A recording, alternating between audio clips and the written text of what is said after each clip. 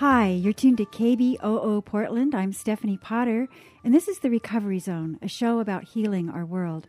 Today's show is focused on healing ourselves from trauma. My guest is local author and therapist Susan Pease Bannitt, and she's just written a book, The Trauma Toolkit, Healing PTSD from the Inside Out. This book lays out how trauma is not just a mental disorder, but is also a physical injury, and it's also filled with immediate antidotes for extreme stress and traumatic reactions in the mind and the body. Susan herself is a medically trained Harvard therapist with over 30 years working with abused or traumatized people that have suffered from post-traumatic stress disorder, or PTSD. Many of her patients were abused as children, and Susan herself is a survivor of an abusive childhood. So, Susan, I just want to say thank you for showing up here at KBOO. Thank you, Stephanie. And I guess I'd like to start with, the book is really emphasizing over and over again how trauma in the brain is a physical issue. So we all know that you can have brain trauma from a blunt force injury, a bomb, a car accident, a bad fall. But mental and emotional stress, you say, also create physical damage in the brain. And could you just talk about that a little bit? Sure. There's been a lot of research that's come out in the last 3 to 5 years elucidating the neuroscience of psychological trauma, and it's fascinating. One of the things that has been studied a lot recently is the hypothalamic pituitary adrenal axis. So the hypothalamus and the pituitary are structures in the brain that govern the endocrine system, that is our hormones, our hormonal system. And it's called the HPA axis for short. And the HPA axis is responsible for things like mood, digestion, or how our immune system functions or doesn't, how well we sleep, our libido and our sexual desire. It governs all of those things, and it begins in the brain. And what they've shown is that psychological stress and trauma actually affects the functioning of that system, and sometimes for life. Sometimes for life. Mm-hmm. So could you give examples, say, of like the kinds of psychological stress that could create this? Like evicted from your house, say, or like a foreclosure? It could be any kind of stress. And, we couple that with our knowledge that also some people are genetically more vulnerable to stress. And that's kind of a fascinating part of this as well, is that stress and trauma also affects our genetics. So if we had a family that was in the Holocaust, or we were in a war-torn country, or our ancestors were, we might be born possibly more vulnerable to the effects of stress. And then when we have an extremely stressful event in our lives, either in childhood or as an adult, it can really affect the entire neuroendocrine system. So what would you say, like, in America, say, or, I won't go into the world at large, how many of us do you think do have this kind of damage? What percentage of us? Wow. Well, what I say is if you live long enough, you're going to have traumatic stress. We all, I think, have it by the end. But some of us have it earlier. And if you look at, I'm a therapist, and I've worked a lot in the child abuse realm. And what we know about child abuse is that, for example, 1 in 3 to 4 girls are sexually molested before they're 18 years old. 1 in 6 boys are. And that's not even counting emotional abuse or physical abuse or other kinds. So, when you add the numbers up, I don't want to sound too grim, but I think it's really epidemic. Epidemic, yeah. So, starting right there, you've got like 25% at least, and then add all the other kinds of things. Right, and then things like car accidents and major illnesses. I know people who've had PTSD from medical illness, right? Things that happen to them out of their control. Right. I want to let listeners know, by the way, that if you want to call in with a question and talk to Susan, our number here at KBOO is 503-231-8187, and we welcome your comments. But so a lot of us have it. And as you said, it's sort of pervasive through the culture in all kinds of different ways. And it has effects on the culture as well, and that probably create more trauma for people. And I'd like to talk about like that. For instance, your book goes into how it affects our social relations, just starting with that. What kinds of things, what would you say about that? Well, historically we had more buffers around traumatic stress. villages and tribes had ways of collectively buffering their experiences through connection and healing rituals. And our culture now is very, there's a lot of disconnection and a pervasive feeling of lack of support economically, socially, and psychologically. So when people do get hit up with traumatic stress, they often find themselves in a downward spiral with it, without health care or without a family that is safe to go to, or neighbors that are safe to go to, or whatever. So what happens is that the trauma actually escalates, and we get sort of, you see these compounded layers of traumatic stress, the original insult, whatever it was, and then the lack of support around it, which is a very high risk factor for PTSD, actually. Right. Now, organizations like the Red Cross know this, and that's why they go in and help as much as they can when people have adverse things happen. But not everybody gets that help. And so people's trauma gets activated and not treated, and then the symptoms of trauma then can go into extreme anxiety and fear and paranoia. People withdraw, or people get aggressive and irritable. And left untreated, in extreme cases, this can escalate to really violence and a destruction of the social fabric, really. Which creates trauma for more, like say a little child growing up with a mother who has that kind of issues. The child would grow up into that world and probably have those issues herself later on. Well, I can give you an example from Sure. my practice. I had a patient whose father was very severely molesting her, and the courts found out about it, and he was convicted and sent to jail for 1 year. For 1 year. That's all. He went in when she was 12, and he had been abusing her her whole life. He went in for 1 year and came out, and her trust when he came out, her trust of the justice system was obliterated, basically, was destroyed, and she was even traumatized, and she had a great deal of trouble asserting her rights as an individual through the court system because she was so traumatized by the court system and the justice system. I think that's not a very uncommon story. Right. Yeah. So just not trusting this, not wanting to even participate in society after that, thinking like, what's the use? Not only that, but it's traumatizing, it's triggering to even try to enter back into that system after you've had an event like that. Triggering, right. Yeah. And that's another thing that I think I want us to get into at some point. But it sounds like in a certain way we were just, looking at the drones and that whole issue in the last show, how war is such a way of dealing with our problems. And would you say that our traumatized brains, you said it could escalate into violence, that war sort of seems like a solution sometimes societally to a bunch of people who've been so traumatized?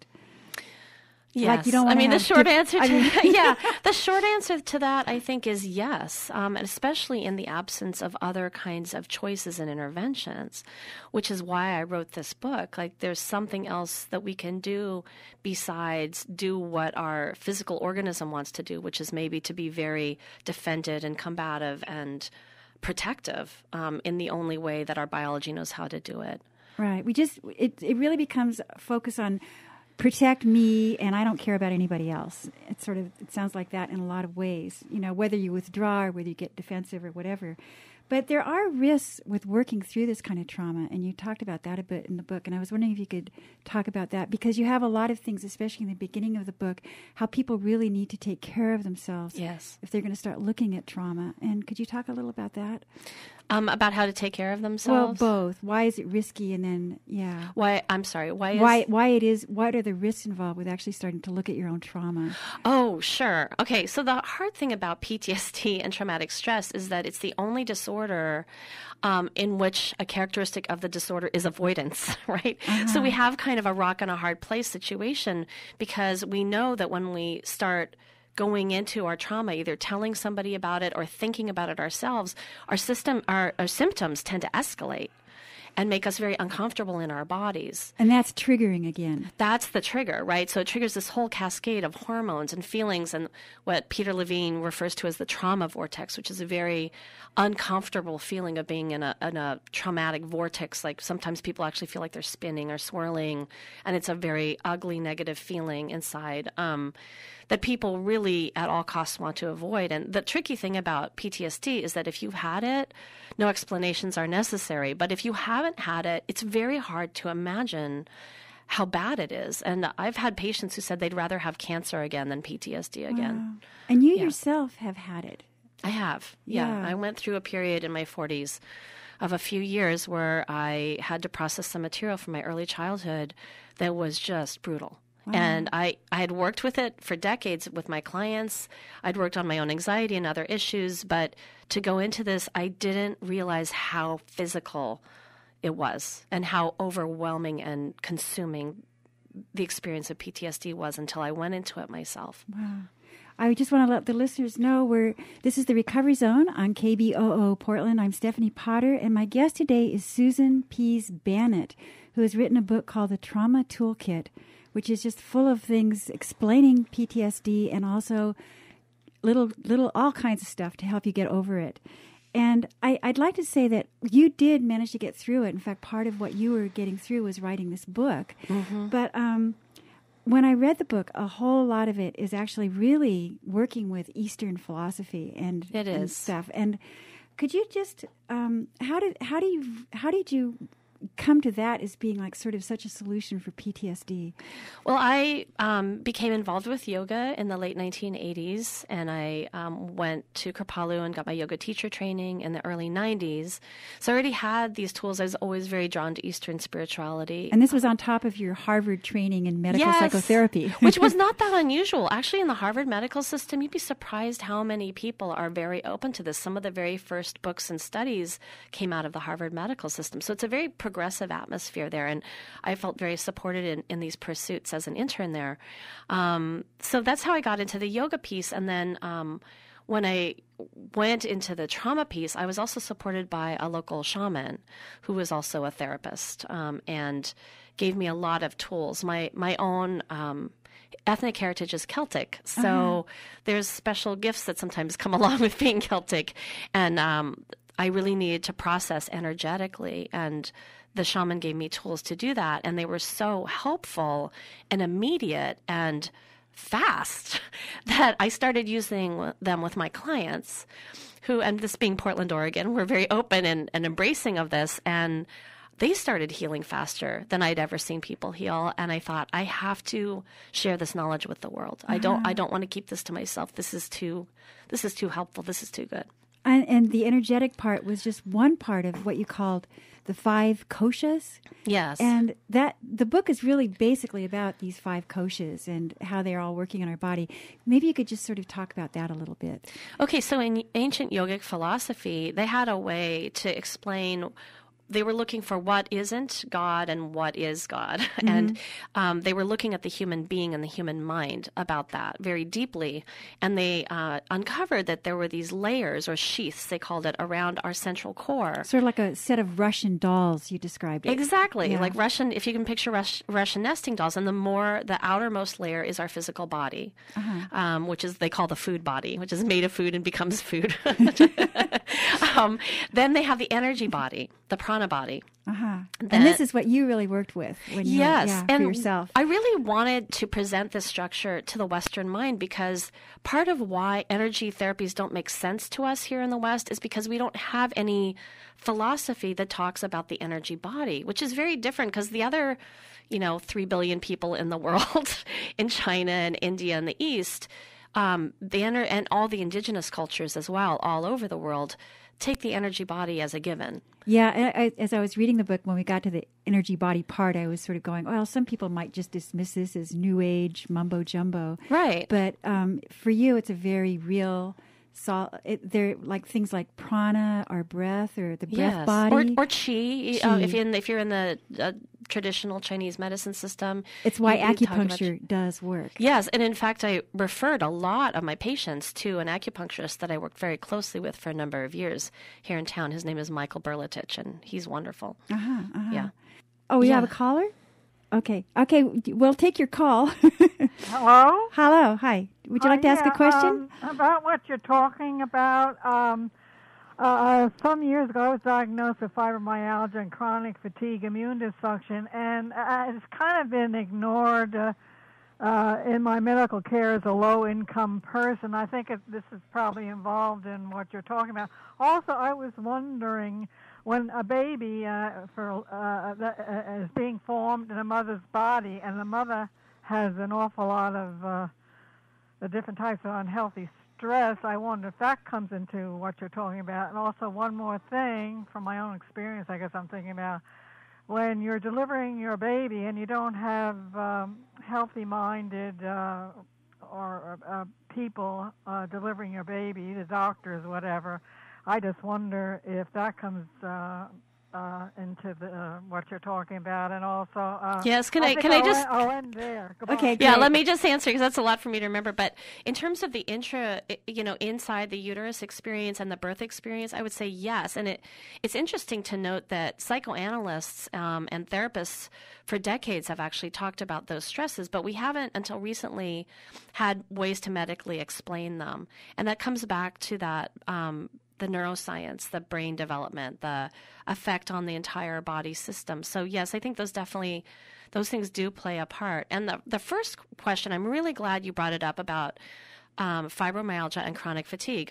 When I did the book, I interviewed a man named Dr. Jacob Teitelbaum, and he is the expert in the United States on those two disorders. And what he said to me was that he felt that trauma damages the hypothalamus of the brain. Damages it. He felt like it damages it. And that the damage then plays out through the HPA axis, creating chronic fatigue and fibromyalgia. And I can tell you that most people with severe PTSD have chronic fatigue or will develop it. That's my personal experience with my clients. I haven't seen the research on that, although it's highly correlated with PTSD, even in the research. And a good resource is to go to his website, which is vitality101.com. He has a lot of supplements and a lot written about those things, because I know that our traditional medical doctors have not put this together yet. The medical science is there in the research, but in practice, we're not there yet. And that's partly why I wrote the book and why I'm talking a lot. And I'm married to a physician, so, I know that the information is seeping out there, and there are certain doctors who are aware of it, but the majority are not, and I'm sorry that you haven't gotten the care that you need. And Roger, what's your question? Oh, hi. I was wondering if there's any similarities in the brain chemistry process from the post-traumatic stress syndrome and chronic alcoholism, and is it possible to readjust your brain chemistry once you've recovered from such things? And I'll listen off the air. Thank you. Okay. Well, those are two great questions. I don't know enough about the neuroscience of alcoholism to answer about the similarity between PTSD and alcoholism, but what I do know is that every addict that I have treated has had PTSD in the end. And so I think that, and I view, I don't call it drug-seeking behavior, I call it herb-seeking behavior. Every mammal on the planet will seek out a substance to heal their stress and trauma, and I think humans are the same. So I think they're definitely connected. And as far as the brain changing, absolutely. Yes, this is the most exciting thing we've discovered in the last 5 years, is what they call the neuroplasticity. In other words, the brain actually can change and get better. There's a lot of studies coming out of Emory University on mindfulness. It's been shown that we can grow the happy part of our brain and shrink the unhappy part of our brain, and that even things that are damaged, like the hippocampus. The HPA axis? Yeah. Well, the hippocampus is another thing that gets injured with trauma, and it's responsible for short-term memory and spatial things. And they found that even playing Tetris actually helps that. So, the good news is that, yes, we don't have to stay in this condition, but it will stay there unless we actively work on our own healing. And we have to do that work. Real quick, just in the next minute, because I want to get to some other stuff too. I want to just move through these koshas a little bit. So we have the body, the physical body, the energy body. Then there was also 2 mind koshas, right? Yes. Could you just quickly describe those? Sure. And what's interesting about this is that we used to have this in the West, actually, too. So they make a distinction between what they call the lower mind and the higher mind. And the lower mind we could think of as our cognitive thinking mind. And it's a mind that thinks, and because it thinks, it also doubts. And this part of our mind is subject to anxiety and despair and depression and brooding and all those things. The higher mind is what they call the wisdom mind. Jnana is the word for wisdom, so it's the jnana mind.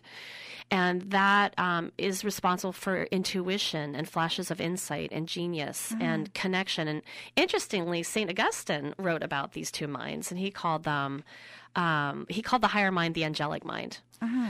So it's sort of, in a way, maybe the left brain and the right brain? Could you have a... Not exactly. I mean, yeah, I think there's probably some interaction of the hemispheres around that, but it's not really like one's one half and one's the other half, because the cortex covers the whole nesting thing. Doll. I have to think of it that way yes, again. Yeah. Okay. And it is also energetic, you know, so this is, thinking about mind in the brain is what we're conditioned to do, but you know, we could almost think about the wisdom mind as being bigger than the brain, like being more of a non-local mind that we can tap into.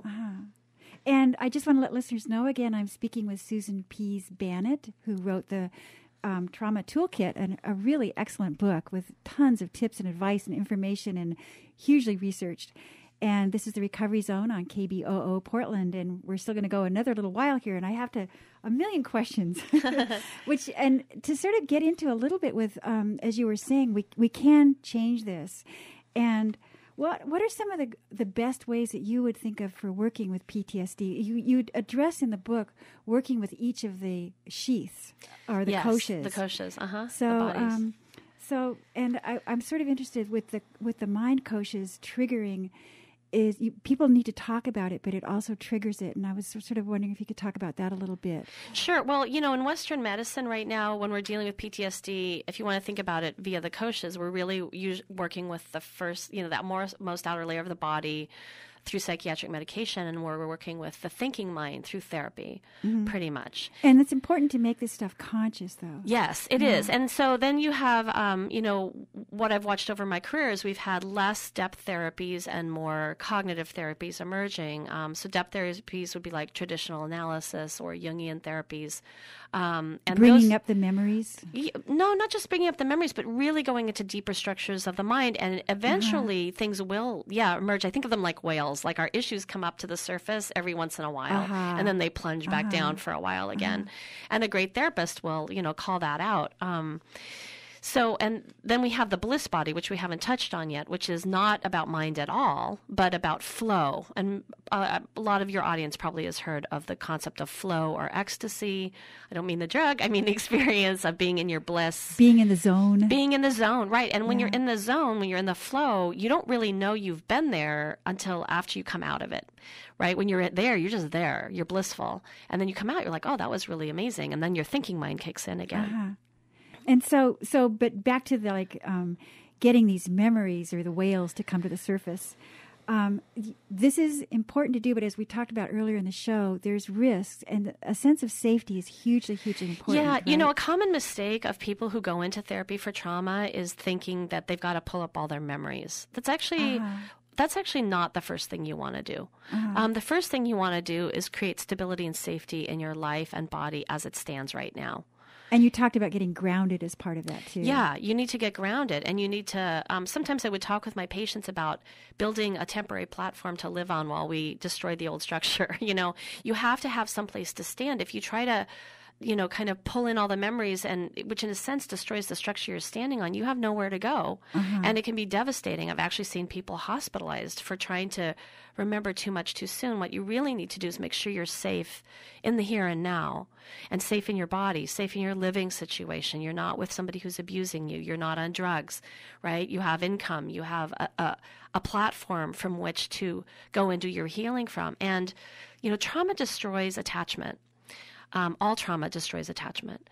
So a lot of times when people came to me, their attachments in the world, things that supported them, were very tenuous. So we'd work a lot in the beginning on, you know, healthy attachment and finding out what your triggers are and raising people's functioning. And then when everything's in place, this kind of miraculous thing happens, and the memories spontaneously come forward when you're ready. Your unconscious mind is wise, and it knows when you're ready to handle it.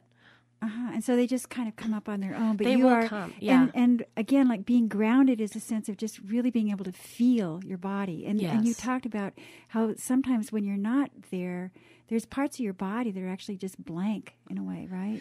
Yeah, I've had people come in numb from their knees to their chin. I mean, really, they could hardly feel anything. If I asked them to feel something in that area, they might go into their trauma.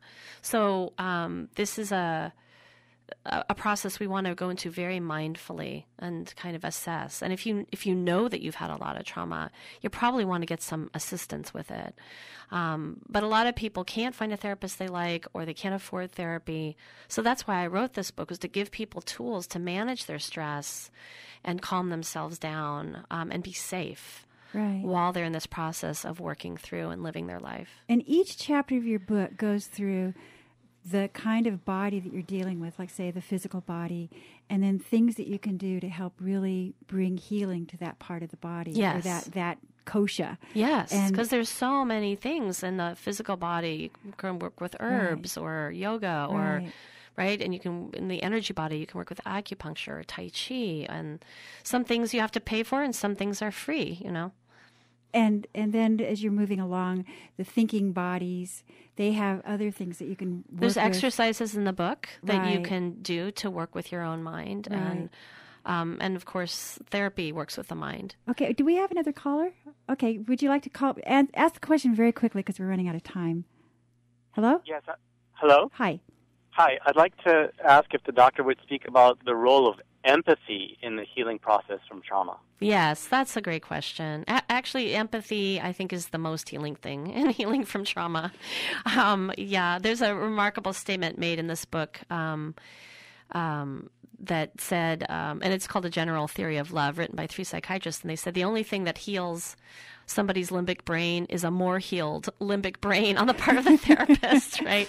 So hopefully, but right, there's something very healing. We entrain each other into our own, if you want to call them our brain rhythms, even just sitting with somebody who's loving and empathic can be tremendously healing. And there are some people in the world who are very gifted at that, and there are some people in the world who are masters at it, Right. and people will go to see them like spiritual leaders. And that's things like where that. you're moving into bliss in a way, isn't it?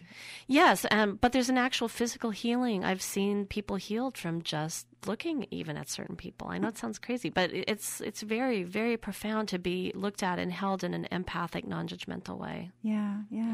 And so the thinking processes, you move through your memories and your triggers, and then with this sort of sense of bliss and that sense of empathy, you were writing about how actual spiritual masters can help people move into that body in a way. Yes. Or experience that body. This is why people from time out of mind have sought out spiritual teachers for their suffering, and you have to be careful and use your judgment about which spiritual teachers you seek out. But when people have been practicing for a long time, and some people have been practicing for decades, they really do, they've really opened their hearts and they've opened their energy to other people in a beautiful way. Yeah. Well, Susan, I really want to thank you for being here at KBOO, and I really recommend people get a hold of this book. It's called The Trauma Toolkit and Healing PTSD from the Inside Out, and it really does. It is just the most thorough, well-researched, interesting thing I've read in a long time. And I just want to let people know you're listening to KB00 Portland. This has been The Recovery Zone. My guest has been Susan Pease Bannitt. And I just want to thank everybody. I want to thank Kathleen for engineering and thank everybody else for listening. Thank you. Thank you.